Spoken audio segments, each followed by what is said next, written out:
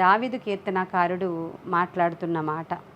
నా ఎడల నీవు చూపిన కృప చాలా గొప్పదయ్యా, అది అధికమైనది.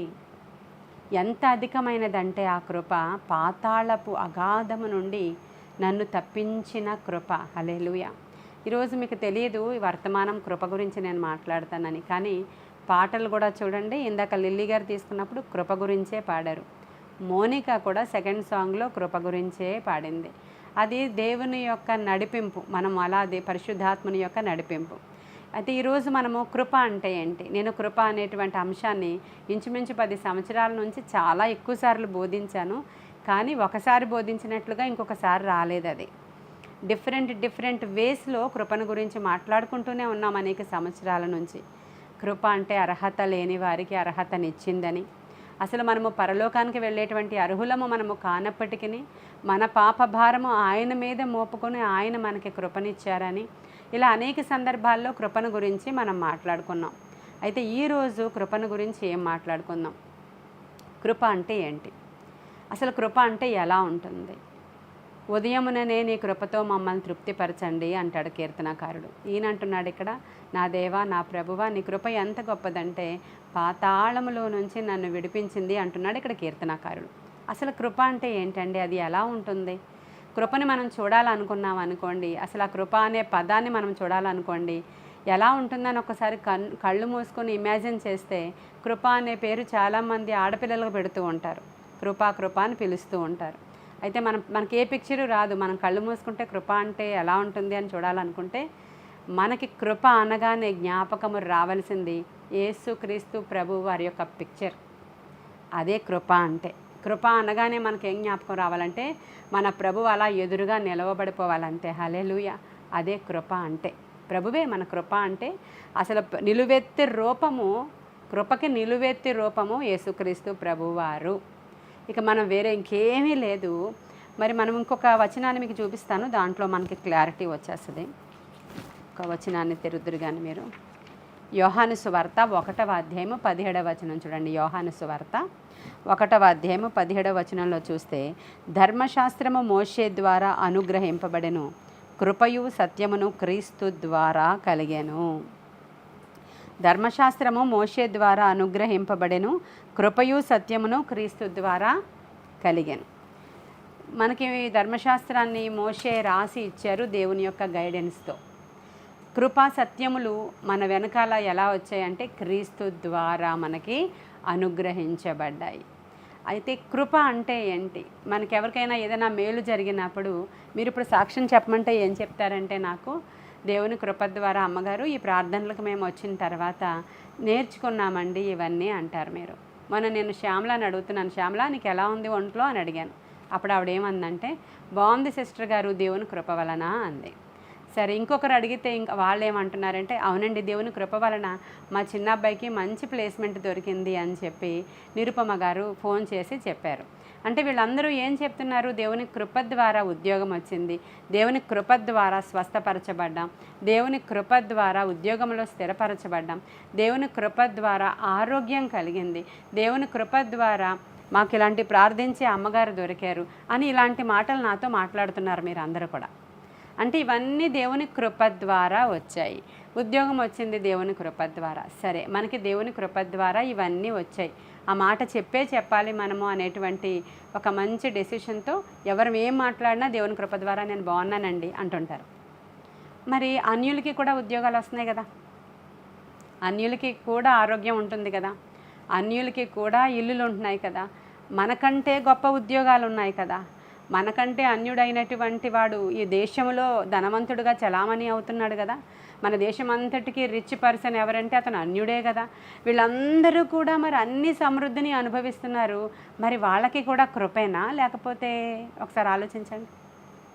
వాళ్ళకు కూడా దేవుని కృపలోనే ఉన్నారా? మరి వాళ్ళకి ఎవరిచ్చారు ఉద్యోగం?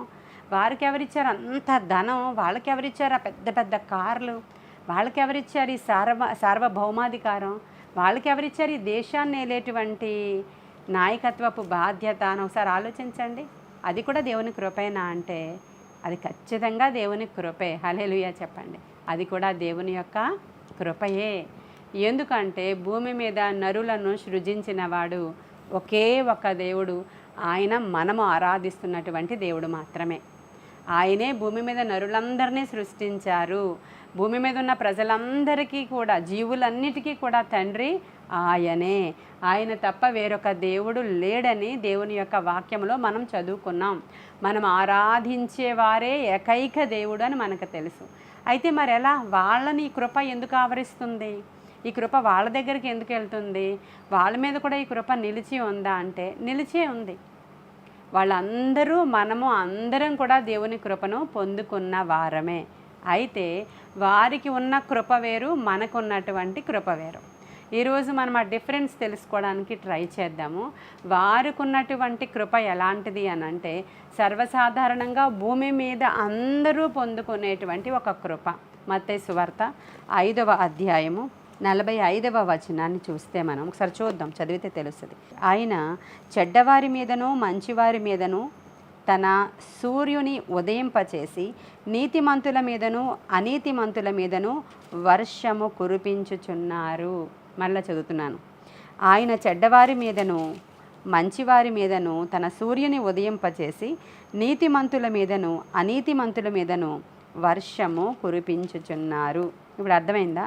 చెడ్డవారి మీద మంచివారి మీద సూర్యుడు ఉదయిస్తున్నాడు. ఇప్పుడు సూర్యుడు ఉదయాన్నే వస్తాడు. సూర్యుని ఎవరు సృష్టించారో అనగానే మనం చెప్తాం, మా దేవుడే సృష్టించాడండి. సూర్యచంద్రులను, ఆకాశ నక్షత్రాలను, చెట్లను, విత్తనాలని, ఈ భూమి మీద ఉన్నటువంటి పశువులను, పక్షులను, నీటిని అన్నిటినీ మా దేవుడే సృష్టించాడు. కాకపోతే మీరు ఆదికాండం చదవండి అంటాం మనం. సరే, ఇప్పుడు మన ప్రభువే సృష్టించినటువంటి సూర్యుడు ఉదయాన్నే ఉదయించాడండి. ఉదయించగానే క్రైస్తవుడు ఎక్కడున్నారో అక్కడికే సూర్యుని యొక్క కిరణాలు వస్తాయా అంటే కాదు.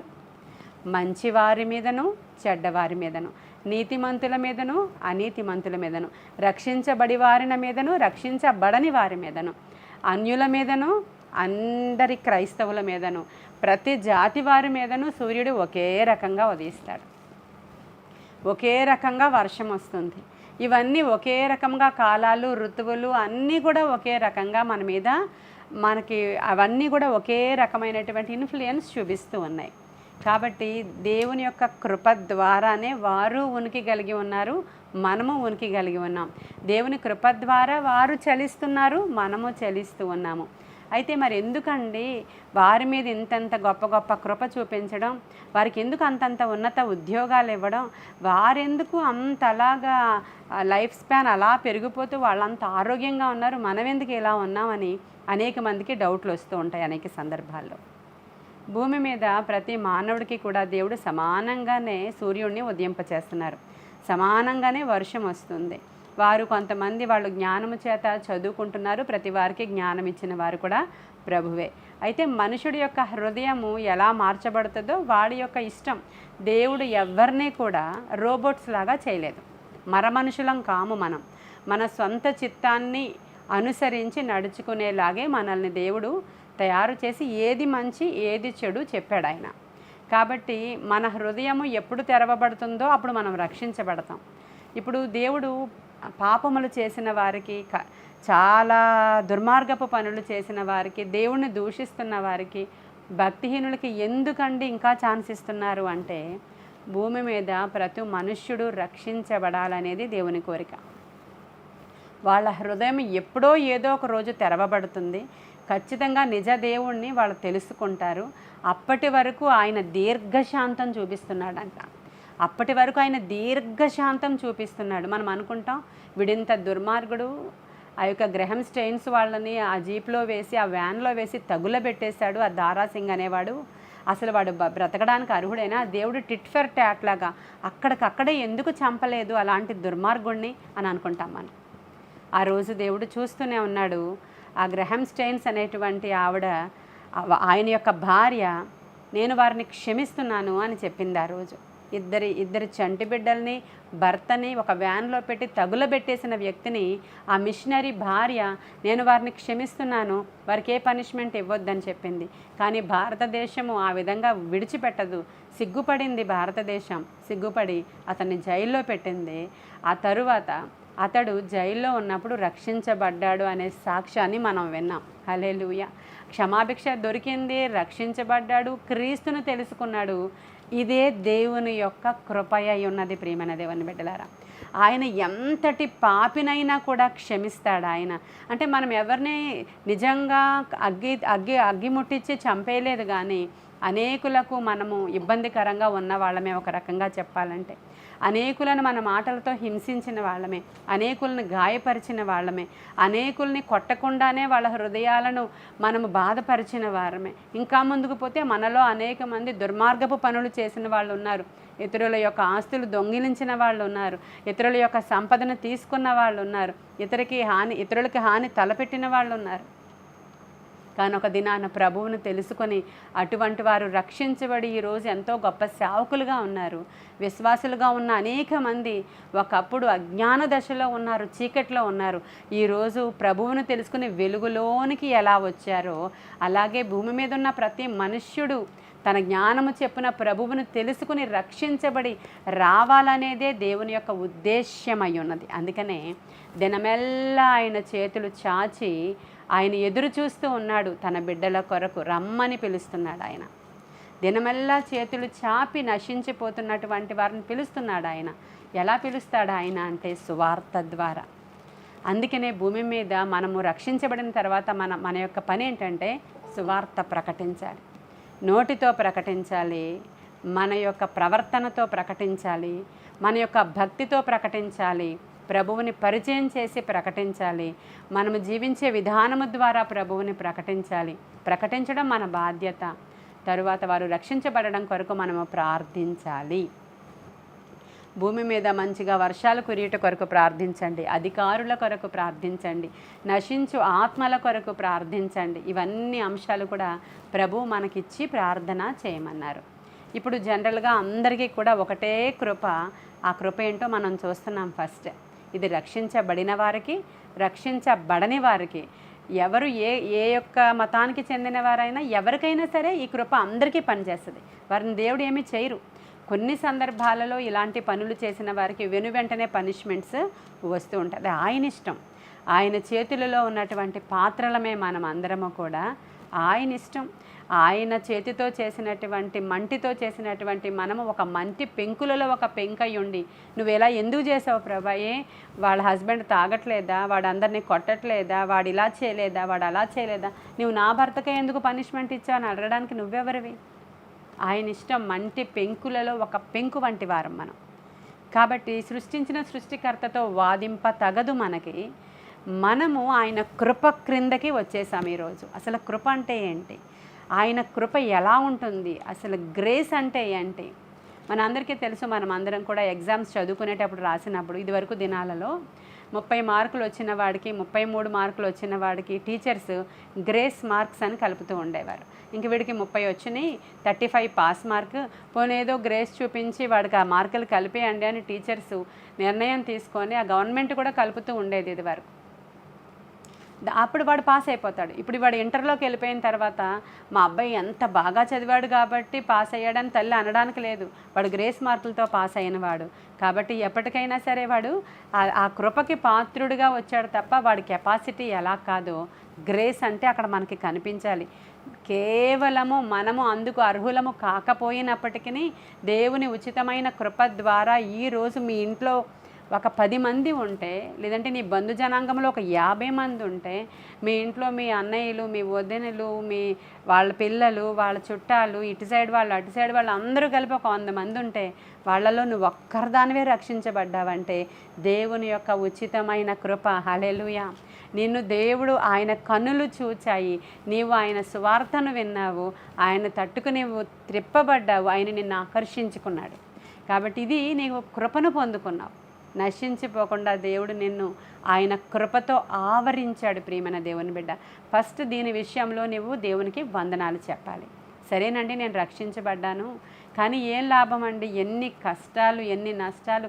అన్యులే బాగున్నారండి, అన్యుల ముందర మేము అవమానకరంగా ఉన్నామండి అనేది రెండవ అంటే ఒక థాట్ మీకు. అంటే ఇక్కడ వింటున్న మీ అందరూ కూడా ఈ థాట్ వస్తుందని నాకు ఖచ్చితంగా తెలుసు.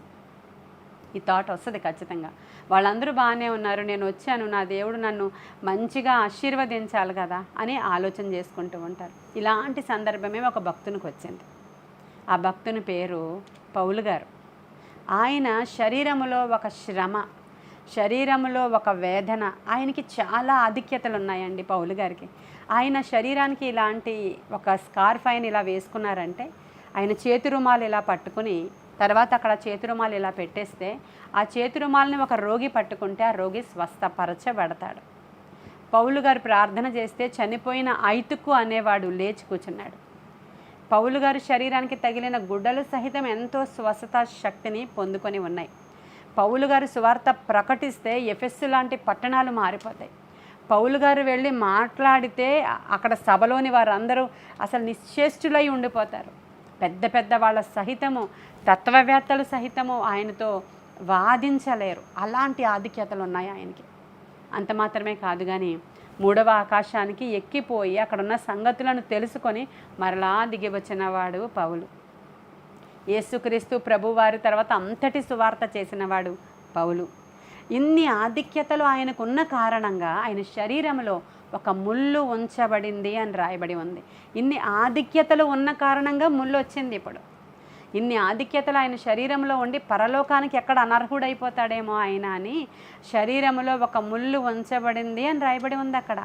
ఆయన శరీరంలో ఉన్న ముళ్ళు నిమిత్తమై ముమ్మారు వేడుకున్నాడంట ప్రభువు దగ్గరికి వచ్చి, ప్రభువా నేను ఇది తట్టుకోలేకుండా ఉన్నాను. ఆ ముళ్ళు చాలామంది ఆయనకున్నటువంటి కంటి సమస్య అని చెప్తారు కొందరు ఆయనకి ఏదో ఒక బాధ, శరీరంలో ఏదో ఒక అనారోగ్యం అని చెప్తారు కొందరు. అసలు పౌలు గారు కూడా రూపునకు అసలు అందమైన వారు కారు. ఆయన స్ట్రక్చర్ చాలా బక్కపల్చగా, చిన్నగా, పొట్టిగా, కొంచెం అందంగా ఉండేటువంటి వ్యక్తి పౌలు గారు కాదని కొంతమంది చరిత్రకారుల యొక్క రచనల్లో నేను చూశాను. అంటే ఆయనకి మాట్లాడితే అంటే ఒక రకమైనటువంటి ప్రాబ్లం ఉండేదన్నమాట. ఆయన ఐస్లో ఇంకా అలా ప్రాబ్లం ఉంది ఆయనకి. కాబట్టి అలాంటి బలహీనతలు, అంటే శరీర బలహీనత ఉంది, ఆత్మీయ ఆధిక్యతలు అధికం. శరీరము బలహీనంగా ఉంది, మరి ఆత్మీయంగా మాత్రం ఆధిక్యతలు అందరికంటే అధికమండి. కాబట్టి అలాంటి సందర్భంలో ఆయన అడుగుతున్నాడు, ప్రభువా నాకున్నటువంటి శరీరంలో ఉన్న ఈ ముళ్ళని తీసేవా అని అడిగినప్పుడు ప్రభు ఏమన్నారు? మీ అందరికీ తెలుసు, చెప్పండి ఏమన్నారు? నా కృప నీకు చాలు అన్నాడు ఆయన. అది చదువుదామా? 2 కొరింథీయులకు రాసిన పత్రిక తెరవండి. అందరు ఈ మాటలు అందరూ అండర్లైన్ చేసుకోవాలి. ఈరోజు అదే మన హైలైట్ వర్డ్, ఈరోజు కీవర్డ్ అదే. 2 కొరింథీయులకు రాసిన పత్రిక 12వ అధ్యాయము 7వ వచనం నుంచి చదువుతున్నాను, వినండి. 7వ వచనం నుంచి చదువుతున్నాను. నాకు కలిగిన ప్రత్యక్షతలు బహు విశేషముగా ఉన్నందున నేను అత్యధికముగా హెచ్చిపోకుండు నిమిత్తము, క్యాచ్ చేయండి పాయింట్స్. నాకు కలిగిన ఆధిక్యతలు అత్యధికముగా ఉన్న కారణంగా నేను హెచ్చిపోకుండు నిమిత్తము నన్ను నలగగొట్టుటకు సాతాను యొక్క దూతగా ఉంచబడెను. ఏంటంట సాతాను యొక్క దూతగా? ఒక సమస్య నీ ఇంట్లో ఉంచబడింది. అది ఎందుకని? నీకున్నటువంటి ఆధిక్యతలు, నీకున్నటువంటి అందము, నీకున్నటువంటి పేరు, నీకున్నటువంటి భర్త, నీకున్నటువంటి బిడ్డలు, నీకున్నటువంటి కారు, నీకున్నటువంటి డబ్బులు, ఇవన్నీ ఎక్కువగా ఉన్న కారణంగా నువ్వు హెచ్చిపోతావేమోనని ఒక సాతాను దూతగా ఒక ముళ్ళు అక్కడ ఉంచబడింది. కాబట్టి ఇక్కడ కూడా అదే విధంగా ఉంచబడిందంట. నలగగొట్టుటకు సాతాను యొక్క దూతగా ఉంచబడెను. అది నా యొద్ద నుండి తొలగిపోవలనని దాని విషయమై ముమ్మారు ప్రభువును వేడుకొంటిని. అందుకు నా కృప నీకు చాలును, బలహీనత యందు నా శక్తి పరిపూర్ణమగుచున్నదని ఆయన నాతో చెప్పెను. కాగా క్రీస్తు శక్తి నా మీద నిలిచియుండు నిమిత్తము విశేషముగా నా బలహీనత యందే బహు సంతోషముగా అతిశయపడుదును. నేనెప్పుడు బలహీనుడనో అప్పుడే బలవంతుడను గనుక క్రీస్తు నిమిత్తము నాకు కలిగిన బలహీనతలలోనూ, నిందలలోనూ, ఇబ్బందులలోనూ, హింసలలోనూ, ఉపద్రవములలోనూ నేను సంతోషించుచున్నాను. అండర్లైన్ చేసుకున్నారా అందరూ? ఈ 7వ నెలలో ఆఖరి రోజు ఈ యొక్క మీతో మాట్లాడేటువంటి మాటల్లో ఇది చాలా ప్రాముఖ్యమైనటువంటి మాట. మీరు అందరూ నాకు కంప్లైంట్స్ చెప్తున్నారు కదా, ఇన్ని సమస్యలు ఉన్నాయండి, అన్ని సమస్యలు ఉన్నాయండి, తట్టుకోలేకపోతున్నామండి, అవమానం అండి, నిందలండి, బాధలండి, సమస్యలండి, రోగాలండి, మాకే ఎందుకు వచ్చినాయోనండి, నా శరీరంలో ఇన్ని బలహీనతలు, పైగా ఆర్థిక సమస్యలు, ఇరుకులు, ఇబ్బందులండి. పౌలు గారు చెప్పినటువంటి స్టేట్మెంట్ వినండి. ఈ మాట చదివినప్పుడల్లా చాలా భయం వేస్తుంది. ఏ మాట తెలుసా? నా కృప నీకు చాలు అంటే, అమ్మో ఈ మాట చెప్పేశారా, అయితే ఇప్పుడెప్పుడే ఈ సమస్యను తీర్చరా అని అనుకుంటారు. అంటే ఏమాత్రం బైబిల్ తెలిసిన వాళ్ళు, నేను కూడా ఒక టైంలో ఇదే చేశాను. చాలా సమస్యల గురించి ప్రార్థన చేస్తూ ఉన్నప్పుడు ఒకే సమస్య దాని గురించి నేను మొర్ర పెడుతూ ఉన్నప్పుడు బాగా జటిలమైపోతుంది పరిస్థితి, ఇంకా ఇంకా కఠినం అవుతుంది పరిస్థితి, ఇంకా టఫ్ సిట్యుయేషన్లోనికి నేను వెళుతూ ఉన్నప్పుడు నేను సడన్గా ఇలా గోడ మీదకి చూసినప్పుడు ఇంగ్లీష్లో ఉంది అది, నా కృప నీకు చాలు అనేటువంటి పదం. అది ఎప్పుడో ఎవరిచ్చారో నాకు తెలియదు. దాంట్లో ఒక బర్డ్ ఉంది, ఒక పిట్ట ఉంది, కిందనంతా కొటేషన్ రాసింది. ఇది ఎప్పటి నుంచో ఉంది, నా ఇంట్లో ఎప్పటి నుంచో ఉండిపోయింది. దాంట్లో ఇలా ఇలా చూడగానే నా కృప నీకు చాలు అనేటువంటి పదం ఉంది. అందుకేనా ఇన్ని సమస్యలు వస్తున్నాయి, అందుకేనా ఇంకా నాకు అవ్వడం లేదు, అందుకేనా ఇంకా నాకు అవ్వడం లేదని బెడ్రూమ్లోంచి తీసి హాల్లో పెట్టాను. హాల్లో తీసి దాన్ని తిరిగేసి పెట్టాను. అంటే మన మనుషుల యొక్క హోప్, అంటే మన మనుషుల యొక్క ఆలోచన, మన మనుషుల యొక్క భయము ఎలా ఉంటుందంటే, అమ్మోయ్ అంటే ఆ వచనం యొక్క విలువ నాకు తెలుసు కాబట్టి, ఆ వచనం ఏ సందర్భంలో దేవుడు పౌలుకు చెప్పాడో నాకు తెలుసు కాబట్టి నేను అలా భయపడ్డాను. మిగతా వాళ్ళకి బహుశా అది తెలియకపోతే ఇది దేవుని వాక్యం కదా, భలే మంచిగా ఉందని అక్కడ పెట్టుకుంటాం. నేను అలాగే కొనుక్కున్నాను, ఒక సందర్భంలో కొనుక్కున్నాను. ఎవరైనా ఇచ్చారో నాకు ఎక్కువ, నేను ఎవరి దగ్గర ఏ గిఫ్ట్స్ తీసుకోను కాబట్టి నేనే కొనుక్కొని ఉంటాను. అది బహుశా ఎవరు నాకేమీ అలాంటి వాక్యాలు ఏమీ గిఫ్ట్స్గా ఇవ్వలేదు, నేను తీసుకోను కూడా కాబట్టి బహుశా నేనే కొనుక్కున్నాను. ఎప్పుడు కొనుక్కున్నానో నాకు తెలియదు, అది చాలా సంవత్సరాలు అయ్యి ఉండొచ్చు. నేను తీసేశాను, ఎందుకంటే మానవ సహజమైన మనస్సు. ఈ వచనం ఉండడం వల్లే నాకు పౌలు గారిలాగా ఈ శోధన వచ్చిందేమో, ఈ యొక్క కొటేషన్ నేను లోపల దాచిపెట్టేస్తాను, కబోర్డ్లో పెట్టేస్తానని అనిపించింది నా మనసుకి. ఇది నేను సహజంగా అన్నీ దాచుకుని చెప్పేదాన్ని కాదు, నేను ఏముందో అది డెలిబరేట్గా చెప్తున్నాను. నేను మనకు అలా అనిపిస్తుంది అనేక సందర్భాల్లో. దీనివల్లేనేమో ఇలా అయ్యింది, ఈ యొక్క తలుపు వల్లేనేమో ఇలా అయ్యింది, ఈ కొటేషన్ వల్లే ఇలా అయ్యిందేమో, ఈ డ్రెస్ వల్లే ఇలా అయిందేమో, ఈ సోఫా వచ్చిన దగ్గర నుంచే ఇలా అయిందేమో, ఈ కారు కొన్న దగ్గర నుంచే ఇలా అయిందేమో, రకరకాలుగా మనం శోధింపబడుతూ ఉంటాం. పౌలు అంటున్నాడు, నాకు చాలా శ్రమ కలుగుతుందయ్యా, ఇది నా నుంచి తీసేయి ప్రభువు అనగానే ప్రభు వచ్చి వెంటనే అన్నారు, ఓ అలాగా, ఓకే అయితే నా కృప నీకు చాలు అన్నారు. అంటే అర్థం ఏంటి? నీకున్న అన్ని సమస్యల కంటే కృప అనేది ఏదో పెద్దదన్నమాట. హల్లెలూయా చెప్పండి. నీకున్న అన్ని సమస్యల కంటే కృప అనేటువంటి పదము వాటన్నిటికంటే గొప్పదన్నమాట. అది చాలా పెద్దదన్నమాట. అది ఉంటే చాలన్నమాట. అసలు అది మనకు అర్థం చేసుకోవడానికి మన చిన్న బుర్రలు మనకి సరిపోవండి.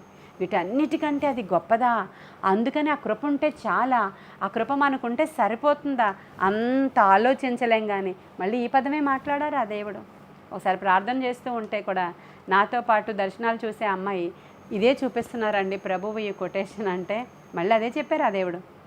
ఇంకెంతకాలం వేచి ఉండాలి, మళ్ళీ అదే పదం మాట్లాడుతున్నారా దేవుడు అనుకున్నాను నేను ఆ రోజు. కానీ ఎప్పుడైతే మనము లోపలికి వెళతామో దేవుని యొక్క కృపలోనికి, ఆ కృప ఎంత అద్భుతంగా ఉంటుందంటే ప్రియమైన దేవుని బిడ్డ, నిజంగా అసలు నా కృప నీకు చాలు అన్నాడంటే దేవుడు, అసలు అద్భుతమైనటువంటి విజయము మనకు వచ్చినట్లే. ఎందుకంటే ఒకటి ఆలోచించండి మీరు, ఈ లోకంలో ధనం ఉంది, ఆరోగ్యం ఉంది, సంపద ఉంది, చదువు ఉంది, పేరుంది, నీకే కొదువ లేదు. అప్పుడు నీవు నీ బాధలలో ఉన్నప్పుడు చేసిన ప్రార్థన అన్నీ మంచిగా ఉన్నప్పుడు నీకు రాదు. ఖచ్చితంగా నీకు ఒక శోధన నీ జీవితంలోనికి వచ్చి ఒక కార్యం జరగట్లేదు అనుకోండి, అనేక మంది సేవకుల దగ్గర తిరుగుతావు ఫస్ట్ నువ్వు, తరువాత అనేకమైనటువంటి ప్రార్థనా స్థలాలకు తిరుగుతావు, ఆ తరువాత ఉపవాసం ఉండడం మొదలు పెడతావు, తరువాత సంఘాలకు ఏవో కానుకలు పంపించడం మొదలు పెడతావు, ఆ తరువాత ఇంకా పెద్ద పాస్టర్లు ఉన్నారు ప్రాఫెసీ చెప్తారంటే అక్కడికి వెళతావు, ఆ తరువాత నీకు తెలిసినవన్నీ చేసేస్తావు. కొన్ని రోజులు ప్రార్థన మానేస్తావు, కొన్ని రోజులు విసిగిపోతావు, మళ్ళీ మొదటకు వచ్చి మళ్ళీ ప్రార్థన మొదలు పెడతావు.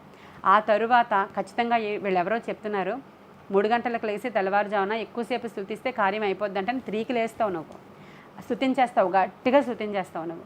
ఆ తరువాత నెల రోజులు స్తుతించేస్తావు, ఇంకా జరగలేదు కార్యం, మళ్ళీ కొంచెం డల్ అవుతావు. మళ్ళీ ఎవరో చెప్తారు 3 గంటలకు లేస్తున్నారా, లేవండి, తర్వాత మీరు ఈ విధంగా ప్రార్థన చేయండి, ఇలా బైబిల్ చదువుకోండి, ఇలా ఈ పదాలను మీరు ఉచ్చరించుకోండి, ఇలా ఇన్నిసార్లు పేపర్ మీద బైబిల్లో ఉన్న మాటలను రాసుకోండి అని చెప్తారు ఎవరో. మళ్ళీ మొదలు పెడతావు. ఇవన్నీ కూడా నీకు అంతా మంచిగా ఉన్నప్పుడు చేస్తావా? ఒకసారి ప్రశ్నించుకోండి. కూర్చున్న మీరు అందరూ అన్నీ సవ్యంగా ఉన్నప్పుడు ఇవన్నీ మీరు చేస్తారా? చెయ్యరు. దినమునకు బహుశా 2 సార్లు 3 సార్లు చిన్న ప్రేయర్ చేసుకోవచ్చు అలవాటు ప్రకారం, కొన్ని గంట సేపు కూడా చేసుకోవచ్చు అలవాటు ప్రకారం, బైబిల్ రీడింగ్ కూడా అలవాటు ప్రకారం చేసుకోవచ్చు. కానీ ఇప్పుడు నేను చెప్పినవన్నీ చేస్తారా అండి మీరు? ఖచ్చితంగా చెయ్యరు. అదే శ్రమ కలుగుట నాకు మేలయ్యింది అంటాడు దావీదు. ఎందుకంటే నీ కృపలో నేను వర్ధిల్లడానికి అది నాకు కారణమైంది. హల్లెలూయా. శాశ్వతమైన నీ కృపతో నన్ను నింపావయ్యా, కాబట్టి నీ ధర్మశాస్త్రాన్ని నేను ధ్యానం చేసుకుంటున్నాను అంటాడు. వేకునే లేస్తాను నేను, అర్ధరాత్రి లేస్తాను నేను, రాత్రి జాముల యందు లేస్తాను నేను, దినమునకు 7 మార్లు నేను స్తుతిస్తాను, అధికంగా నేను ఆరాధిస్తా, నీ గడప దగ్గర నేను ద్వారబంధము దగ్గర కాచుకొని ఉంటా, అధికముగా నీతో సహవాసం చేస్తా, ప్రభువా నీ సన్నిధి నాకు చాలయ్యా అంటాడు దావీదు. ఎందుకని అంటే నీ కృప నాకు చాలు అంటాడు. హల్లెలూయా. ఆయన కృప ఉంటే ఇదంతా జరుగుతుందంట. కాబట్టి ఈరోజు ఈ కృప నిన్ను పరలోకానికి తీసుకుని వెళ్ళేటువంటి ఒక సాధనము. హల్లెలూయా. ఈ కృపే గనక లేకపోతే నువ్వు పరలోకానికి వెళ్ళవు. ఇప్పుడు ఇందాక నేను చెప్పినటువంటి భూమి మీద మనుషులందరి మీద ఉండేటువంటి కృప అది సర్వసాధారణమైన కృప. ఆ సాధారణమైన కృపతో నీవు పరలోకానికి నిత్యరాజ్యానికి వెళ్ళలేవు. నీవు పొందుకున్న స్పెషల్ కృప అది ఎటువంటిదంటే పౌలు గారు పొందుకున్నటువంటి కృప. ఇక్కడ నా వాక్యాన్ని వింటున్న మీరందరూ ఈరోజు మీ దగ్గర ఉన్నటువంటి కృప సాధారణమైనటువంటి అంబానీ గారికి ఉన్నటువంటి కృప కాదు. మీరు పొందుకున్న, నేను పొందుకున్న కృప నిత్య రాజ్యానికి వెళ్ళేటువంటి కృప. మిగిలిన వాళ్ళు సాధారణ కృపలోనే ఉంటారు. వాళ్ళందరూ వాళ్ళ లైఫ్ని దేవుడు ఎక్స్టెన్షన్ చేస్తాడు. వాళ్ళ భూమి మీద మంచి పదార్థాలు వాళ్ళు అనుభవిస్తారు. వర్షిస్తుంది వర్షము, సూర్యకిరణాలను పంపిస్తాడు, అన్నీ జరుగుతూ ఉంటాయి వాళ్ళకి. కానీ వాళ్ళు భూమి మీద ఉన్నంత వరకునే ఉంటారు. తర్వాత వాళ్ళు వెళ్ళే చోటు మనందరికీ తెలుసు. ఇప్పుడు ఈ కృప మీకు కావాలా లేదా? స్పెషల్ కృప. ఒక రోగగ్రస్తుడు రోగముతో, లాజరు కురుపులతో, జబ్బుతో చనిపోయాడండి. చనిపోయాడు. తన జీవిత కాలంలో అలాంటి రోగముతో చనిపోయాడు. చూసేసరికల్లా యేసుక్రీస్తు ప్రభువారు చెప్పినటువంటి నిజంగా జరిగిన వృత్తాంతం ఇది. ఎక్కడున్నాడు ఆయన? అబ్రహాము రొమ్ము అనబడినటువంటి స్థలంలో ఉన్నాడు ఆయన. అది దేవుడు ఆయనకి ఇచ్చినటువంటి కృప. ఆయన చాలా ధనవంతుడైనటువంటి వ్యక్తి పాతాళంలో నిత్య నరకాగ్నిలో ఉన్నాడు. అతని జీవితకాలంలో అతనికి ఏ శోధన రాలేదు. అసలు అప్పంటే ఏంటో తెలియదు ఆయనకి, బాధ అంటే తెలియదు, ఒక అనారోగ్యం ఎలా ఉంటుందో తెలియదు. ఎప్పుడూ ఊదారంగు వస్త్రాలే, ఎప్పుడూ ఊదారంగు వస్త్రాలు వేసుకునే ఉండేవాడంట. ఆయన డ్రెస్సింగ్ స్టైల్ కూడా మారలేదు. శ్రమల్లో ఉన్నవాళ్ళు ఏం చేస్తారంటే అసలు ఏం తయారవుతాంలే, చిరాగ్గా ఉంది, బాధగా ఉంది, ఇదివరకు చాలా బాగా నేను తయారయ్యేదాన్నండి, ఇదివరకు చాలా అసలు మందిరానికి వచ్చేటప్పుడు నలగకుండా ఉండే బట్టలు వేసుకొని వచ్చేదాన్నండి, ఇప్పుడు నాకేం మనసు లేదండి, ఏదో జుత్తు కూడా దూకోవట్లేదు, నేను మా పెళ్ళి అవ్వలేదండి, నేనేం తయారవుతాను, నేను తయారవును, నేను ఉపవాసంతో ఉంటాను అని ఒక తల్లి ఉపవాసం ప్రకటించుకుంది. కానీ ఆవిడ 30 సంవత్సరాల నుంచి ఉపవాసం చేయలేదంట, అంతా మంచిగా జరిగినప్పుడు. ఇప్పుడు కుమార్తె యొక్క వివాహము జరగడం లేదు, చాలా వయసు పెరిగిపోయింది అన్నప్పుడు నేను ఉపవాసం ఉండి తీరుతా అంది ఆమె. 3-4 నెలల నుంచి రాత్రి మాత్రమే తిని పగలంతా ఉపవాసం ఉండడం ద్వారా దేవునికి సమీపస్తురాలుగా మార్చబడిపోయింది. వివాహం ఎలాగా జరుగుద్ది? అది జరుగుతుంది కూడా. అంటే ఇక్కడ చూడండి, దేవుని కృప ఆవరించి నిన్ను పరలోకానికి ఇలా లాక్కుంటుంది. అదే కృప అంటే అర్థం. హల్లెలూయా. కృప అంటే అర్థం ఏంటంటే పరలోకానికి సమీపముగా వెళుతున్నావు, పరలోకము నిన్ను ఆకర్షించుకుంటుంది, పరలోక సంబంధిగా నీవు మార్చబడుతున్నావు. ఇక్కడ నీవు అనారోగ్యంతో ఉన్నప్పటికీ నీవు అనారోగ్యంతో కన్ను మూసిన మరుక్షణం నీవు ఉండేది పరలోకంలో. భయపడొద్దు దేనికి కూడా, కానీ నిన్ను రోగము నుంచి విడిపించడానికి సామర్థ్యము కలిగింది కృప. మరి ఎందుకండి ఈ భక్తిహీనులు, ఈ త్రాగుబోతులు, ఈ తిరుగుబోతులు, నన్ను దూషించేవాడు, నన్ను కొట్టేవాడు, నన్ను తిట్టేవాడు, వీడికి ఒక్కరోజు నోరేమైనా అయినా బావును, నన్ను అలా తిడతనే ఉన్నాడు అంటుంది ఒక భార్య. ఎందుకు అవ్వట్లేదు అంటే ఆయన కృప. ఆయన కృప ఇంకా అతని ఎడల ఇంకా దీర్ఘశాంతం చూపిస్తూ ఉంది. ఆయన ఎడల నీ ఎడల కూడా. ఒకవేళ నీ ఎడలే కానీ ఆయన దీర్ఘశాంతం చూపించకపోతే నువ్వు ఈరోజు ఎంత భక్తిపరురాలుగా కూర్చుని ఉండేదానివా? నీవు చేసిన దానికి ఆయన పనిష్మెంట్ ఇచ్చి ఉంటే ఈరోజు నువ్వు ఎక్కడ ఉండేదానివో ఒకసారి ఆలోచన చేసుకో. నువ్వు చేసిన దాని ప్రతిఫలం వెనువెంటనే నీకు వచ్చేసి ఉండి ఉంటే నువ్వు ఇక్కడ ఈ స్థలంలో ఉండేదానివా ఈరోజు? ఒకసారి ఆలోచించుకోవాలి. ఎందుకంటే ఆయన ప్రేమామయుడు, ఆయన కరుణామయుడు, దీర్ఘశాంతుడు. ఆయన కృప చాలా గొప్పది, ఆయన ప్రేమ చాలా గొప్పది. ఒక వ్యభిచారిణిని చూసి నువ్వు తప్పుదానివి అని అందరూ తిడితే, అమ్మా ఈ తప్పు ఎప్పుడూ చేయకు, నువ్వు వెళ్ళిపో అని చెప్పాడు ఆయన. ఆయన కృప అంత గొప్పది. ఆయన సారూప్యంలోనికి మనల్ని మార్చేదే దేవుని యొక్క కృప. ఈ శ్రమలు, ఈ శోధనలు, ఈ వేదనలు, ఈ వ్యాధి, ఈ రోగము ఆయన నామ మహిమార్థమై మీకు వచ్చింది. వాటి నుంచి విడిపించడానికి సామర్థ్యము కలిగింది ఆ కృప. కాబట్టి దావీదుతో దేవుడు అంటాడు, దావీదు ఇవి నీకు సరిపోతాయా, లేకపోతే మరీ ఎక్కువ నేను ఇంకేమైనా ఇవ్వాలా? ఎందుకంటే శాశ్వతమైన కృపతో నేను నిన్ను ప్రేమిస్తున్నాను అంటాడు ఆయన. హల్లెలూయా. ఈరోజు శాశ్వతమైన ఆయన కృప మనకి దగ్గరగా ఉంది. ఈ శ్రమ, శోధన, బాధల్లో మీరు అందరూ ఉన్నప్పటికీ దిగజారొద్దు, అసలు ప్రార్థన ఆపొద్దు. మీరు ఇవి సమస్యలు ఉన్నాయి కాబట్టి ఈరోజు నాతో కనెక్ట్ అయి ఉన్నారు. మీరు సమస్యలు లేని వాళ్ళు ఇంతసేపు ప్రార్థనలో కూర్చోరండి, అసలు రారు. 3 hours కూర్చోవడమా? ఇంపాసిబుల్. మధ్యలో అన్నము, మధ్యలో నిద్ర, మధ్యలో వ్యాపారాలు, మధ్యలో ఉద్యోగాలు, మధ్యలో ఊర్లు వెళ్ళడాలు, ఫంక్షన్స్కి అటెండ్ అవ్వడాలు, పారిపోతూనే ఉంటారు. ఒక తల్లి చెప్తుంది కుమారుడు కోసం, అన్యురాలని అసలు పట్టుకుని ఇల్లంతా నరకప్రాయంగా చేశాడమ్మా నా కుమారుడు. ఏం చేయాలి? దిక్కుతోచని స్థితిలో ఉన్నాను. ప్రక్కన పెట్టు, ప్రార్థించు. దాన్నే తలుచుకొని అవమానంగా అస్సలు దాన్ని పట్టించుకోవద్దు. ప్రార్థించండి, కన్నీరు విడవండి. పరిశుద్ధ అగస్టస్ని మార్చిన అదే దేవుని చిత్తమైతే తప్పక మారుస్తాడు. లేకపోతే మీ యొక్క ఆత్మలో మిమ్మల్ని బలపరుస్తాడు. ఏ ఉద్దేశంతో ఆయన మిమ్మల్ని సృష్టించాడో ఆ ఉద్దేశాన్ని నెరవేరుస్తాడు ఆయన. కాబట్టి కృపకి ఇంకా అర్థం చెప్పుకొని పోవాలంటే అలా ఎక్కడికైనా మనం వెళ్ళిపోవచ్చు. కానీ ఈ మెసేజ్ ద్వారా మీకు ఏదో నేను అంటే ధైర్యపరచాలనే ఉద్దేశంతో చెప్తున్న మెసేజ్ ఇది. కృప అంటే నేను చాలా పెద్ద వివరణ దీని గురించి తీసుకొచ్చి బోలని రెఫరెన్సెస్ మీకు ఇవ్వచ్చు. కాకపోతే కృప ద్వారానే మనం అందరం ఉచితముగా రక్షించబడ్డామన్నది జ్ఞాపకం చేసుకోండి. మీరు రక్షించబడ్డారంటే కేవలము ఉచితమైన దేవుని యొక్క కృప. ఎఫెసీయులకు రాసిన పత్రికలో ఉంటుంది అది. కృప ద్వారానే మీరు విశ్వాసము ద్వారాను కృప ద్వారాను రక్షించబడ్డారు అని రాయబడి ఉంది. కాబట్టి మనము కృప కలిగిన వారముగా, దేవుని కృపను పొందుకున్న వారముగా, మనము దేవునితో సహవాసం చేస్తూ ఈరోజు పౌలుతో మాట్లాడిన మాటనే మీతో కూడా మాట్లాడుతున్నాడు ఆయన. నా కృప మీకు చాలు. నాలాగా మీరు కూడా భయపడిపోవద్దు. ఆ కొటేషన్ చూస్తే వణికిపోయాను నేను, కొటేషన్ చూస్తే భయపడిపోయాను. అది తీసేశాను నేను, ఎక్కడో పెట్టేశాను నేను. ఆ రూమ్లో కూడా వద్దని చెప్పాను, మళ్ళీ ఇంకో చోట మార్చేశాను నేను. తర్వాత ఇంకెవరికో ఇచ్చేసినట్లు ఉన్నాను నేను. ఆ విధంగా భయం వేసింది. ఆ పదం వల్లే నేను ఇంకా బయటికి రాలేకపోతున్నాను అనిపించింది. దానిలో ఉన్న ఇంత డెప్త్ నాకు తెలియదు ఖచ్చితంగా. కాబట్టి ఈరోజు పౌలు చెప్తున్నాడు, ఎంత చక్కని మాటలు చెప్తున్నాడంటే, నేను ఎప్పుడు బలహీనుడనో అప్పుడే బలవంతుడిని. ఇప్పుడు శ్రమలలో ఉన్న వాళ్ళందరూ చాలా బలవంతులు. మీరు అన్నీ మంచిగా ఉన్న వాళ్ళ దగ్గరికి వెళితే వాళ్ళకి ప్రార్థన రాదండి, ప్రార్థన చేయడం రాదు వాళ్ళకి. కన్నీటి ప్రార్థన విలువ అస్సలు తెలియదు వాళ్ళకి. అసలు కన్నీరు కార్చరు. సలహాలు ఇవ్వమంటే ఉచిత సలహాలు 100 సలహాలు ఇస్తారు వాళ్ళ దగ్గరికి మనం వెళితే. వాళ్ళకంటూ సమస్య వచ్చింది అనుకోండి, ఈ టాప్ లేచిపోయేలాగా ఏడుస్తుంటారు కూర్చొని. అప్పుడు వస్తుంది కన్నీటి ప్రార్థన, అప్పుడు వస్తుంది దేవుని సన్నిధిలో కనిపెట్టడం, అప్పుడు వస్తుంది భక్తి, అప్పుడు వస్తుంది దేవునితో సహవాసం చేసేటువంటి సమయం అప్పుడు దొరుకుతుంది వాళ్ళకి. కాబట్టి ఈరోజు మీరు నేను కూడా మనం అందరి గురించే మాట్లాడుతున్నాను నేను.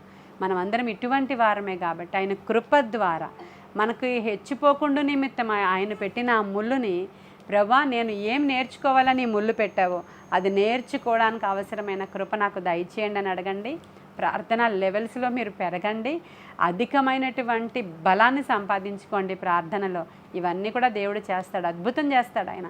మనము ఒకలాంటి మెచ్యూరిటీ లెవెల్స్ మనలోనికి వచ్చేసేటప్పటికల్లా మనం అది పరీక్ష పాస్ అయిపోతాం. దేవుడు అద్భుతం చేస్తాడు. మనకు అక్కడికి వెళ్ళడం ఇంపార్టెంట్, అంతేగాని ఇక్కడ కార్యం జరిగిపోయి బైబిల్ పట్టుకుని మీ సంఘంలో నిలబడిపోయి మాకు దేవుడు కార్యం చేస్తాడండి, అద్భుతం చేస్తాడని చెప్పడం ఇంపార్టెంట్ కాదు, అక్కడికి వెళ్ళడం ఇంపార్టెంట్. కాబట్టి శ్రమలలో ఉన్న నీవు బలవంతుడివి. అదే చెప్తున్నాడు పౌలు, నేను ఎప్పుడు బలహీనుడనో అప్పుడే చాలా బలవంతుడను. క్రీస్తు నిమిత్తము నాకు కలిగిన బలహీనతలోను, నిందల్లోను, ఇబ్బందుల్లోను, హింసలలోను, ఉపద్రవములలోను నేను సంతోషిస్తున్నాను. అంత కెపాసిటీ మనకుందా? హింసల్లో, బాధల్లో, ఉపద్రవాలలో సంతోషిస్తున్నాడంట ఆయన. ఈ నెలలో 7వ నెలలో ఆఖరి దినం మీరందరూ ఏమైనా సంతోషించాలనుకుంటున్నారా నాతో? లేకపోతే త్వరగా చెప్పి ఇంకా ఏడాలనుకుంటున్నారా? ఒకసారి ఆలోచించుకోవాలి. మీకు అర్థమైందని అనుకుంటున్నాను నేను కాన్సెప్ట్. కాబట్టి దేవుడు మన మీద ఆయన కృప ఎలా అంటే, భూమి కంటే ఆకాశం ఎంత ఉన్నతంగా ఉందో ఆయన యందు భయభక్తులు గలవారి ఎడల ఆయన కృప అంత ఉన్నతంగా ఉందంట. 103వ కీర్తనలో ఈ మాట ఉంటుంది. భూమి కంటే ఆకాశం ఎంత ఉన్నతంగా ఉందో ఆయన యందు భయభక్తులు గలవారి ఎడల ఆయన కృప ఆ కృప విస్తరించే కొద్దీ అద్భుతాలు జరుగుతాయి మన గృహంలో. పరలోక సంబంధించినటువంటి గొప్ప గొప్ప ఆశీర్వాద ద్వారాలు తెరవబడతాయి. అందరికంటే అపోస్తలులు అందరికంటే పౌలుకి కలిగిన ఆధిక్యతలు చాలా ఎక్కువండి.